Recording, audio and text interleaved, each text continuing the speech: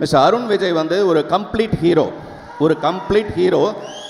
இந்த படத்தில் ஒரு வில்லனாக நடிச்சிருக்காரு. அது வந்து அவருடைய பெருந்தன்மை. அவரை பற்றி ஏற்கனவே ஒரு மேடையில் நான் பேசிட்டேன் போதுமான அளவுக்கு. இந்த ஆம்பளைங்களை பற்றி நிறைய பேசுகிறது எனக்கு பிடிக்காத ஒரு விஷயம். அதனால் சாரி அருண். அப்புறம் நண்பர் இளவரசர் வந்திருக்காரு. அவர் வந்து இவ்வளோ பெரிய நடிகர்னு தெரியாமல் அவர் கேமராமேனை நடிச்சிட்டு இருந்தார். கொஞ்ச நாளைக்கு கேமராமேனை நடிச்சிட்டு இருந்தார். அவர் சபாஷ்னு ஒரு படம், அந்த படத்தோட டைட்டிலே அவருடைய ஃபோட்டோகிராஃபியை பார்த்து தான் அந்த டைட்டிலே வச்சுருப்பாங்க. அதே மாதிரி இந்த படத்தில் ராட்சசி ஒருத்தி நடிச்சிருக்காங்க, நித்யா மேனன்.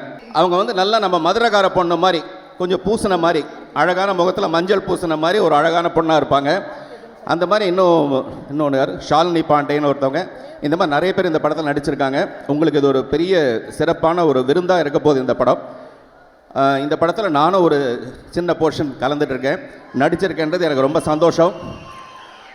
இந்த படத்தில் வேலை செய்யும்போது தனுஷ் சாரை வந்து நான் ரொம்ப ரசித்தேன். ஒரு டைரக்டராக ரொம்ப ரசித்தேன். நான் இதை 2-3 தடவை சொல்லிட்டேன். ஆனால் எனக்கு தெரிஞ்சு நான் கிட்டத்தட்ட 35 வருஷமாக இருக்கேன். டைரக்டர்ஸ், பெரிய பெரிய டைரக்டர்ஸ் யாருமே டப்பிங்க்கு வர மாட்டாங்க. டப்பிங்க்கு வர டைரக்டர்ஸ் ரொம்ப கம்மியாக தான் இருப்பாங்க. தனுஷ் சாரை வந்து நான் டப்பிங்கில் பார்த்தேன். ஒரு படத்தில் ஒரு 25% ஆஃப் த குவாலிட்டியை டப்பிங்கில் சரி பண்ண முடியும். அந்த மாதிரி டப்பிங்கில் கூட விடாமல் இந்த படத்தோட எந்த பகுதியிலையும், இன்னும் சொல்லப்போனால் அந்த இட்லி கடைன்ற அந்த சிம்பிளிசிட்டியான அந்த எழுத்து உட்பட அவர் செலக்ட் பண்ண ஒரு விஷயம். அதனால் இந்த படம் ஒரு மிகப்பெரிய வெற்றி அடைய என்னுடைய மனப்பூர்வமான வாழ்த்துக்கள்.